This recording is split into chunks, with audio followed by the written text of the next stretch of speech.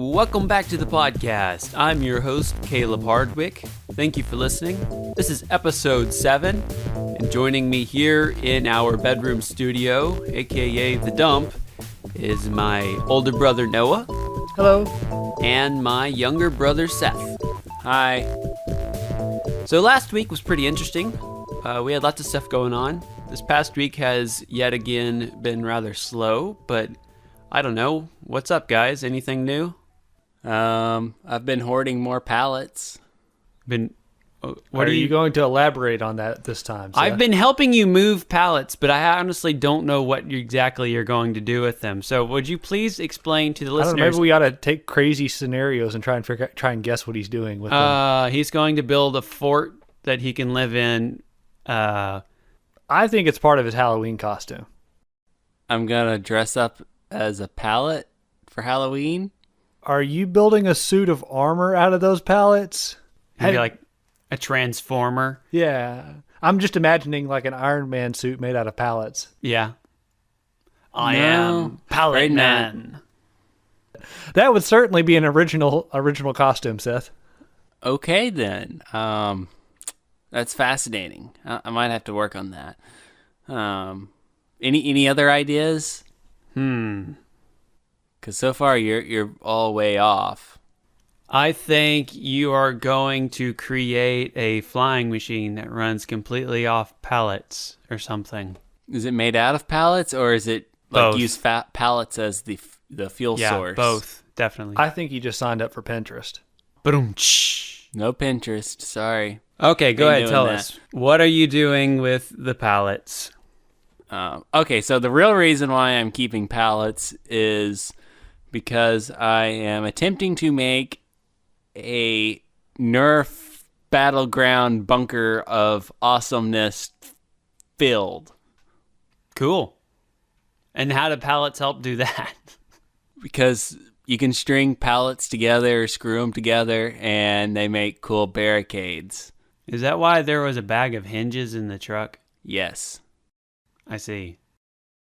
This sounds like the sort of thing that would have been amazing when I was 10.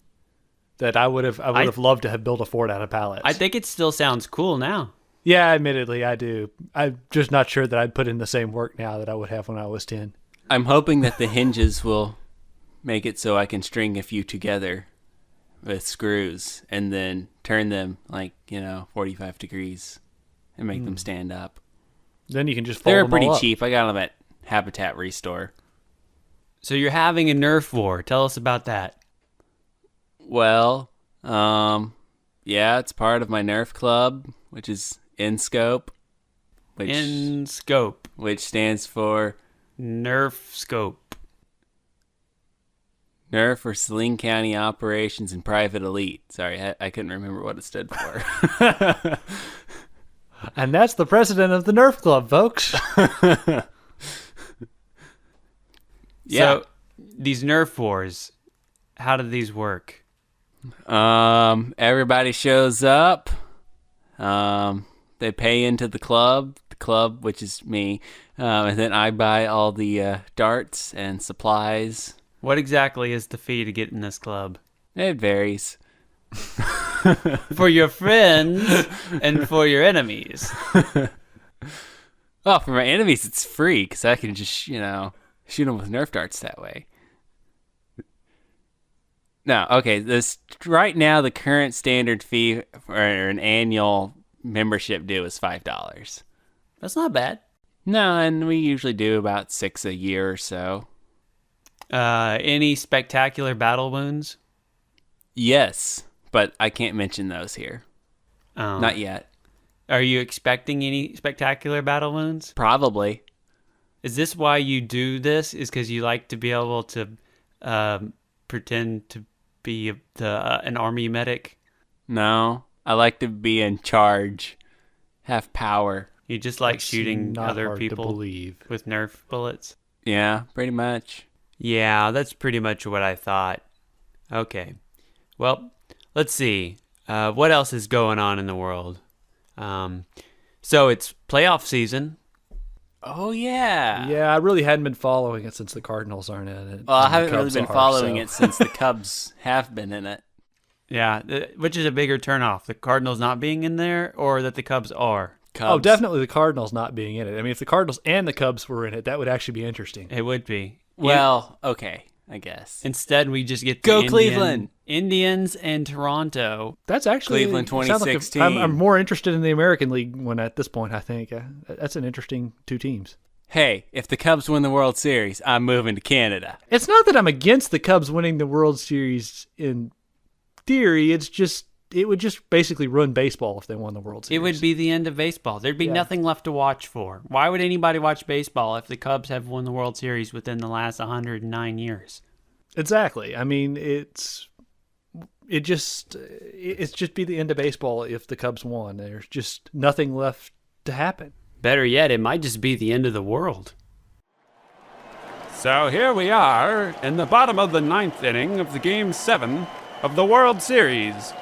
The Cubs are only one pitch away from breaking the curse and winning their first championship since 1908. Well, folks, would you take a look at that? It appears that Jesus Christ himself is coming towards the ballpark, amount a white horse. Well, folks, I've said it before, and I'll say it again. If you watch this game long enough, you'll always see something that you've never seen before. Besides, Cleveland is due to win. They are. You know, we talk about the Cubs and how long it's been since they've won the World Series. Well, Cleveland hasn't won one since the 40s, or maybe the 50s. I forget which. So, you know, they've got just a nice long dry spell too. So, hey, I think if you can't cheer for the Cubs, I think I agree. We should probably pull for Cleveland. So, speaking of baseball, interesting story I saw on Twitter earlier. Cleveland's pitcher Trevor Bauer has been scratched from his game in the league championship series because he cut his pinky fixing his drone. Ow. File that one in the strange baseball injuries. Does he have a collection. license with the FAA, and are they investigating? For what? Well, it was an accident involving an aircraft. How bad was the cut? Yeah, I mean, that's what I want to know. I didn't think that drones were supposed to be able to cut you, really. Hey, Mythbusters, you know. I cut myself on a cardboard opening the drone up. I mean, Have you ever looked at those lists of strange baseball injuries before? no. It wasn't that many years ago that Joel Zamaya, when he was playing for the Tigers, got put on the disabled list because he played too much Guitar Hero and he threw out his wrist. I mean, I forget which player it was. One of them got bit by a coyote or something. Let me see if I can find it. I remember when Julian Tavares broke his hand on the bullpen phone. Yeah, I do too. Okay, I'll just read a few of these. Reliever Steve Sparks dislocated his shoulder while ripping a telephone book in half. In Atlanta one year, utility infielder Randy Johnson dislocated his thumb putting on his socks and spent 6 weeks on the disabled list. I didn't even know you could dislocate your So, thumb. ladies and gentlemen, please be careful putting on your socks. Workers' comp may not cover. Oh, yep, here we go. It says Hall of Fame tough guy Nolan Ryan was bitten by one very brave coyote. So, yep, apparently that is a true story. Quickly, I'd like to send our best wishes out to Josh the Bat Boy. He will be bat boying for the Blue Jays in the upcoming American League Championship Series. So, Josh, do your best and have a great time. Okay, so now here's a quick word from this week's sponsor. This Halloween, go as your favorite Mighty Wooden Pallet Ranger, including the Yellow Pine Pallet Ranger and the Red Oak Pallet Ranger. Get your Mighty Wooden Pallet Ranger costume made from 100% recycled dead trees at your local Halloween pop-up shop. And enjoy the splitter-inducing fun! Batteries and actual pallets sold separately. Okay, Seth, do we have any questions to answer on this week's episode? Oh, yeah, we have a couple questions here from a Candace Gaddis. And the first one is, what's your favorite thing to eat? Favorite thing to eat? French fries. Okay, Noah says French fries. For me, fried peppers and onions with anything. Okay, fried peppers and onions with anything for Caleb. My favorite thing is some sort of bread product. Biscuits, toast, rolls. If it's got glucose, Seth enjoys it. Yeah, pretty much. Seth's favorite food is glucose, basically. Okay, so there's the answer to that question. Do we have any other questions from Candace? Yeah, we have 2 more. Oh, okay. Well, I'll answer those ones too. Yeah. So, what's your favorite place in Arkansas? Lake Catherine. Like favorite overall place, like region or specific place? It just says, where's your favorite place in Arkansas? Just pick a noun. I mean, maybe my house. I don't know. I enjoy the Washita River. If we're talking very specific places, if we're talking more like regional areas that I like, I mean, there's so many cool places all over. So I don't even know how to choose. So, what about you, Noah? I'd probably say Lake Catherine. I mean, if we're talking about a place, just very specific. I mean, more regionally, I'd just say the Washitas, but Lake Catherine is in the Washita, so that kind of goes hand in hand. I just like it probably because it's a place that we went a lot growing up, so yeah, it kind of feels like home, sort of, I suppose. I like all the trails there. I've walked all of them a whole lot. So there's only like 4. Yeah, and I've walked all of them multiple times. Yeah. Let's see. My favorite place is someplace with trains. That's pretty much in Arkansas. Any he doesn't like Arkansas. trains outside of Arkansas. No, trains outside of Arkansas. Forget that. But yeah, it's a hard question to answer because I like the both mountainy areas and I like the Delta area. They both have their advantages. I'm not so sure I'm a big fan of like the southern Arkansas timberland. The Pineys is just whatever. I don't really have a lot that I'm particularly fond of there, but yeah, there's certainly something to be said for the Delta areas of Arkansas and for the mountain areas, for the Washitas and for the Ozarks. Oh, hey, look who just showed up. It's our lovely mother. Hello, everybody. So, you want to answer this question too? What's the question? Where's your favorite place in Arkansas? Ooh, wow. That is a loaded question. There are so many things in Arkansas that I like. I like the place called Charlton out on Highway 270 in the Crystal Springs area. That was just a special place for Steve and I to go when we were newly married. I just love the CCC camp, beautiful rock architecture. But one of my favorite places, of course, I love the Washita River. People probably already know that. One of my favorite places is Jessieville, where the crystal mines are. I just absolutely love going up on Ron Coleman's mountain and sitting up there and digging for crystals.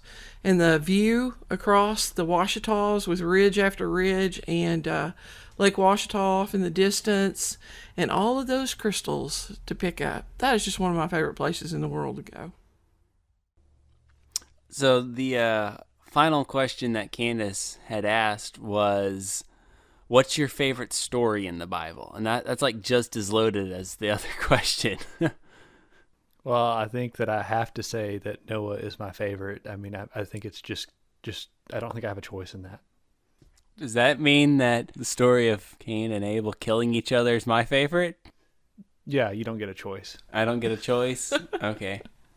No. So Caleb, are you going to say Caleb?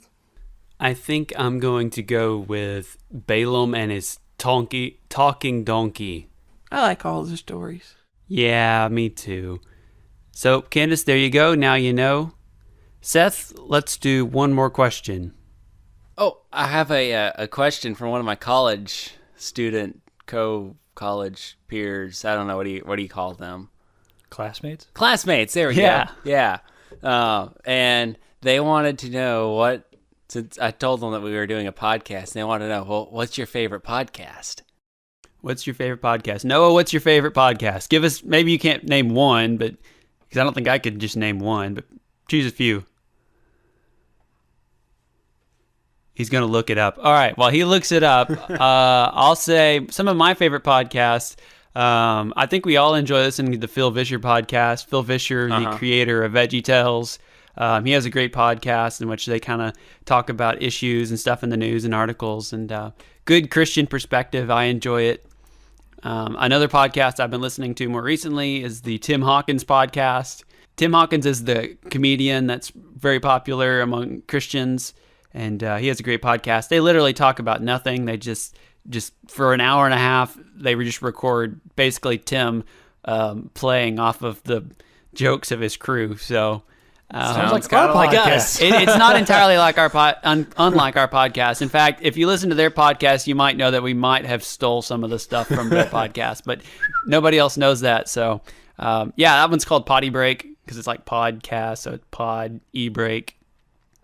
And lately I've been listening also to the 538 podcast. 538 is a data journalism website, and they have a series going right now about the upcoming election, and they just added a lot of data analysis to it, and for some reason I enjoy it. So no, did you come up with yours? Yeah, I like Caleb said, the Phil Vischer podcast, and I like the Bible Project podcast. Oh yeah, I do too. I like their YouTube videos, but their podcast is really good too. Mm-hmm. And then I like a podcast called Supercharged, which is basically the guy who did the Lifehacker podcast. When he left Lifehacker, just renamed his podcast and kept doing it. And then let me see, what else is there? Maybe the Tom Rainer podcast. I like listening to his sometimes. What does he do? He is is he the CEO of Lifeway? Something like that. Yeah. He's one of the guys that works at Lifeway, pretty high up there. And he talks a lot about church-related stuff, for like a lot of statistics for pastors. It's like data journalism for pastors. Yeah. Seth, do you listen to any podcasts? I really don't listen to podcasts very often. When I do, I usually just go and listen to whatever the latest Phil Vischer podcast is. And so you like Brent Hansen? Yeah, I like listening to Brent Hansen whenever he does a special podcast. But he usually does it. He doesn't do them regularly, so just kind of got to go check every now and then, see if he has anything new that he's put out. But yeah, that's about the extent of my podcast listening. So to that unnamed classmate, there you go. Now you know.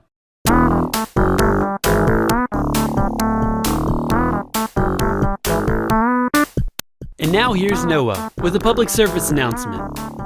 Well, if you haven't been following the news recently, Samsung's Note 7s are exploding, and they have officially stopped production of them. Wait.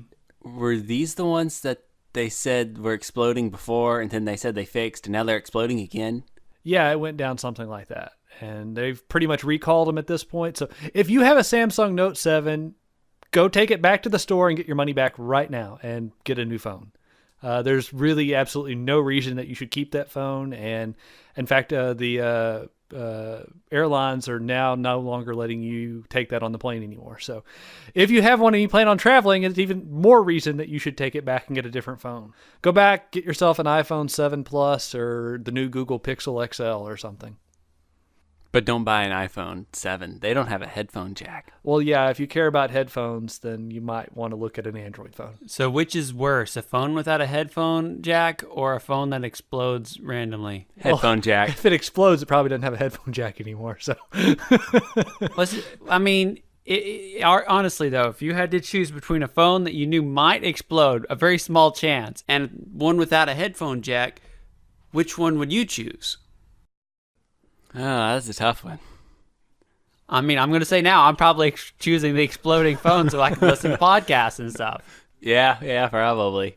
I would probably just not pick the one that explodes. I mean, it's really not that like there's a. It's not like the presidential election where you only have two choices. There are a lot of Android phones out there to choose from. Yeah, but let's be realistic. None of the other phone candidates have any chance of actually winning, Noah. Are you saying then that if you don't agree with either one of the two primary phones, that you should vote for a third-party phone? Yeah. I actually Wow. would. That's pretty much what I do with all my phones because I'm too cheap to buy the two expensive phones. That's deep. Even if it's a phone nobody's ever heard of and probably has no chance of competing. I generally avoid the Chinese knockoff phones, but I go for somewhere in the middle. Are you suggesting Gary Johnson is a cheap Chinese knockoff? Well, I probably wouldn't go that far. I think he'd probably be more of one of the middle, like a Motorola phone or an HTC phone, rather than like a Blue phone or a Nextbit or whatever those other phones are that I'm forgetting the names of. Well, how do you feel about people that just say, I'm just not going to carry a phone? I have a lot of respect for them. Wow. But aren't they abusing their American right to carry a phone? Now I think we're mixing different issues. Actually, I think that is your American right if you want to carry an exploding phone, but you can't take it with you on the plane anymore. But Noah, you can't be on, a panel to review the phones if you don't own one. You can't have your civic I've duty. lost you. You don't lost the have your analogy civic here. duty to be a part of a jury to convict phones if you don't own a phone. I get the analogy, but it doesn't So make you're any saying sense. that the Amish can't be against phones because they've never had one? I'm saying they can't judge phones. They can't be the jury You're of... saying that Amish probably shouldn't be writing reviews for phones. Yes. I think that we can agree with that.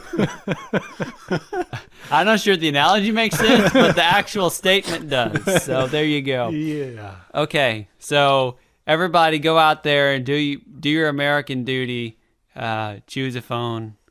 And don't forget to watch the Galaxy versus Apple debate coming up soon. Yeah, I hear it's explosive. All right, this will do it for this podcast. Any final words, gentlemen? Don't buy an exploding phone and then take it on an airplane and then have it explode and then get arrested. But do exercise your American right and carry your phone. Yep. Put us all in danger by carrying your exploding phone. Oh, all right. Well, with those wise words, I'd like to thank you for listening and ask you to join us again next week. We are on the web at HardwickPodcast.com and on Facebook at Facebook.com/HardwickPodcast. Thank you. It's like you can read my mind. So go ahead, check us out on the web. Leave us a question or a topic to discuss. Please. Please. We really need topics. And we'll get back with you on those in a future podcast. So So if you have any technology-related questions, send them to me, and I'll do my best to answer them. if you have sports-related questions, I'll field those. And if you have Fire truck questions. I don't know.